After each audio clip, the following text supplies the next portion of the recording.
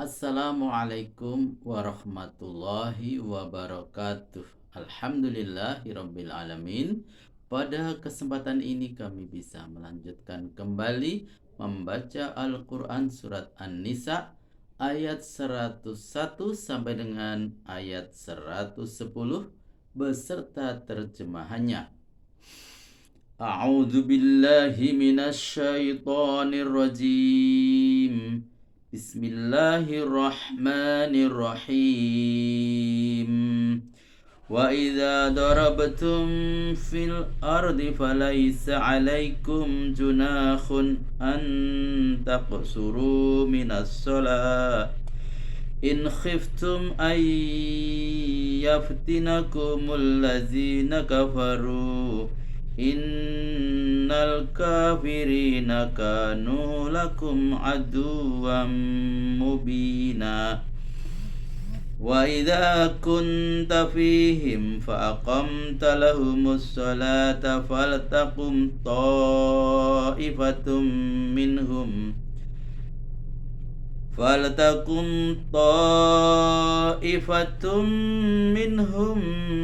ma'aka wal ya'khudhu aslihatahum fa idza sajadu falyakunu min waraikum wal ta'ti ta'ifatun ukhra lam yusallu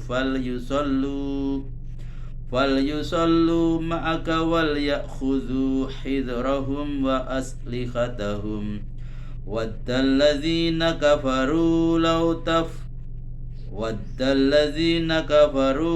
taghfuluna an aslihatikum wa amti'atikum fayamiluna 'alaikum mailatan wahidah wala junaha 'alaikum in kana bikum adam min matarin aw kuntum marda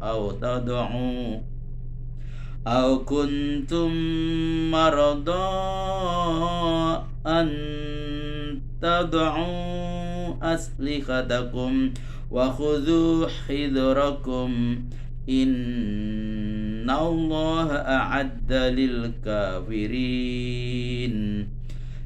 kafirina azaban muhina.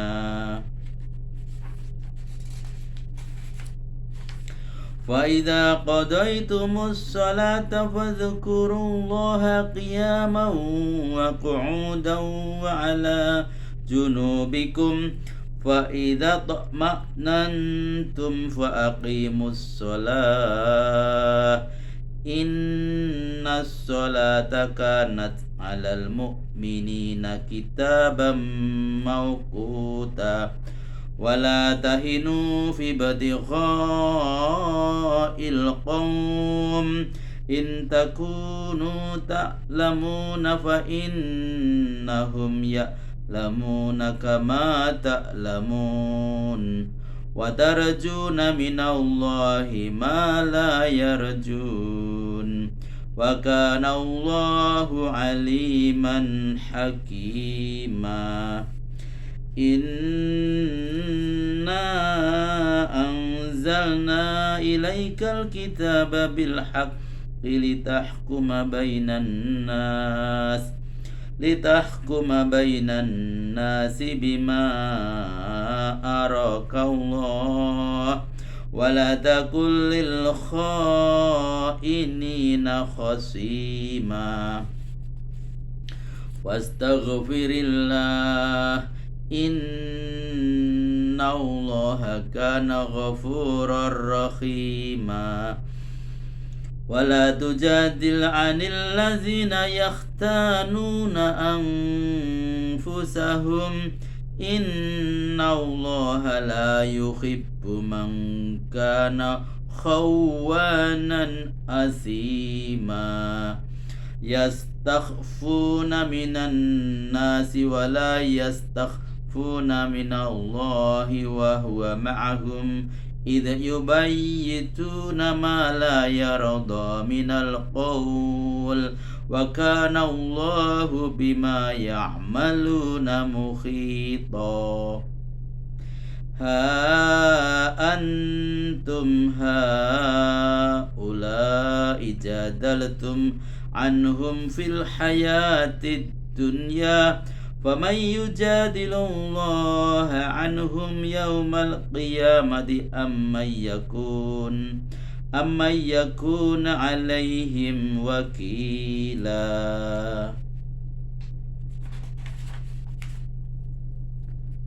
ومن يعمل سوءا أو يظلم نفسه ثم يستغفر الله يجد الله غفورا رحيما. Sadaqallahul azim. Terjemahan Al-Quran Surat An-Nisa ayat 101 sampai dengan ayat 110. Aku berlindung kepada Allah dari godaan syaitan yang terkutuk dengan menyebut nama Allah yang Maha Pengasih dan Maha Penyayang. Bila kamu bepergian di muka bumi, maka tidaklah kamu berdosa memendekkan sholatmu jika kamu takut diserang orang kafir. Sesungguhnya orang-orang kafir itu musuhmu yang nyata.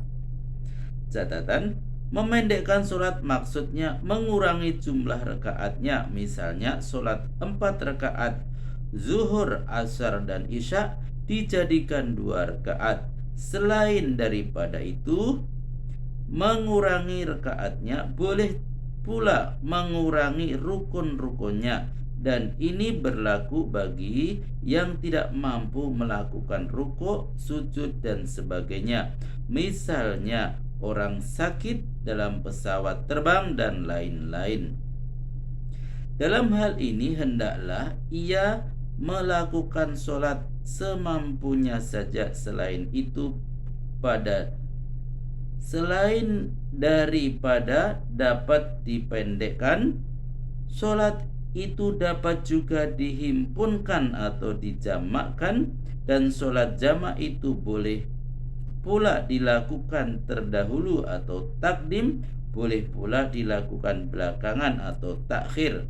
Apabila Anda hendak berangkat dari Bandung ke Jakarta misalnya, kalau waktu zuhur sudah ada, sebaiknya Anda sholat zuhur dan asar lebih dahulu masing-masing 2 rakaat, sama dengan 4 rakaat. Tapi kalau Anda merasa yakin bahwa sesampai di Jakarta nanti waktu asar masih ada, boleh juga Anda lakukan di Jakarta. Memendekkan rakaat sholat dalam perjalanan berlaku dalam perjalanan yang jarak tempuhnya telah mencapai 81 km ke atas. Dalam keadaan bagaimanapun dan dimanapun, sholat tidak boleh ditinggalkan sebab sholat adalah tiang agama. Barang siapa yang meninggalkan sholat berarti ia merobohkan agama itu. Dan apabila kamu berada di tengah pasukan, lalu kamu hendak mengerjakan sholat bersama dengan mereka, setelah mereka dibagi menjadi 2 kelompok, hendaklah kelompok pertama mengerjakan sholat berjamaah dengan kamu lebih dahulu sambil menyandang senjata mereka. Apabila mereka telah sujud, maka kelompok yang kedua hendaklah mengawal di belakangmu. Setelah kelompok yang pertama selesai sholat, maka giliran kelompok yang kedua yang belum sholat tampil untuk mengerjakan sholat bersamamu dengan siaga penuh sambil menyandang senjata pula. Orang-orang kafir ingin kamu lengah dari senjata dan harta bendamu, lalu menyerangmu sekali terjang. Dan tidak mengapa dalam keadaan sulit kamu meletakkan senjata karena hujan atau sakit, namun tetaplah waspada. Sesungguhnya Allah telah menyediakan siksa yang menghinakan bagi orang-orang kafir. Catatan ditujukan kepada Nabi Muhammad Sallallahu Alaihi Wasallam. Yang kedua, kewaspadaan harus ditingkatkan terus pada waktu sujud. Musuh tidak kelihatan. Karena itulah pasukan harus dibagi menjadi dua kelompok. Waktu kelompok pertama melakukan sholat dikawal oleh kelompok yang kedua, dan begitu sebaliknya. Bila kamu telah menyelesaikan sholat, ingatlah kepada Allah waktu berdiri, waktu duduk, dan berbaring. Selanjutnya, bila kamu telah merasa aman, kerjakanlah sholat sebagaimana biasa, sebab sholat itu adalah kewajiban yang ditentukan waktunya terhadap orang-orang yang beriman. Catatan, maksudnya tidak diperkenankan lagi memendekkan atau mengurangi rakaat sholat bila sudah dalam keadaan aman atau seperti biasa. Janganlah lemah semangat dalam mengejar orang yang telah menyatakan permusuhan terhadapmu itu. Jika kamu menderita sakit, mereka pun menderita sakit sama seperti kamu, sedang kamu dapat mengharapkan pahala dari Allah, yakni pahala yang tiada dapat mereka harapkan, dan Allah Maha Tahu dan Maha Bijaksana. Sesungguhnya kami telah menurunkan kitab Al-Quran ini untuk menerangkan yang hak kepadamu, supaya kamu dapat mengadili antara manusia dengan hukum yang diajarkan Allah kepadamu. Dan janganlah kamu menjadi lawan pihak yang jujur karena membela pihak yang khianat. Dan mohonkanlah ampun kepada Allah, sesungguhnya Allah Maha Pengampun dan Maha Penyayang. Dan janganlah kamu membela orang yang mengkhianati dirinya, sesungguhnya Allah tidak menyukai orang yang khianat dan bergelimang dosa. Catatan, diceritakan bahwa seorang bernama Tu'mah bin Ubairok terlibat dalam pencurian sebuah baju besi, kemudian disembunyikannya di rumah pamannya. Tu'mah tidak mengakui perbuatannya, malah melontarkan tuduhan kepada seorang Yahudi. Karena tidak merasa bersalah, maka seorang Yahudi yang bernama Zaid bin Samin itu mengadukan halnya kepada Nabi Muhammad Sallallahu Alaihi Wasallam. Mereka melihat gelagat yang tidak menguntungkan itu, kaum kerabat Tu'mah mendatangi Nabi dan meminta supaya Nabi membela Tu'mah dan menghukum orang Yahudi itu, padahal mereka tahu bahwa Tu'mah memang bersalah. Nabi hampir-hampir terpengaruh dan membenarkan tuduhan Tu'mah dan kaum kerabatnya itu, sehingga Allah menurunkan ayat ini.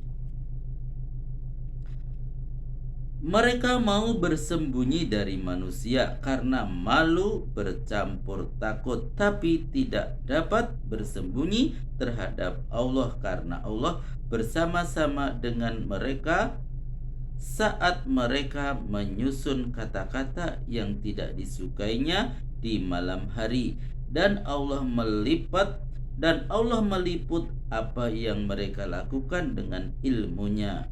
Catatan, maksudnya menyusun kata-kata untuk melepaskan diri dari kesalahan dan melemparkan tuduhan kepada orang yang tidak berdosa. Hati-hatilah kamu membela mereka dan berupaya melepaskannya pada kehidupan dunia ini. Tapi siapa yang berani menentang Allah untuk membela mereka pada hari kiamat? Atau siapakah yang akan menjadi pelindung mereka di saat keputusan hukum satu-satunya di tangan Allah? Namun barang siapa yang melakukan kejahatan atau menganiaya dirinya sendiri, kemudian ia memohon ampun kepada Allah, ia akan mendapatkan Allah Maha Pengampun dan Maha Penyayang. Maha benar Allah dengan segala firman-Nya. Alhamdulillahirabbil alamin. Telah kami bacakan Al-Qur'an surat An-Nisa ayat 101 sampai dengan ayat 110 beserta terjemahannya. Semoga bermanfaat dan sampai jumpa pada video berikutnya. Billahi taufik wal hidayah. Wassalamualaikum warahmatullahi wabarakatuh.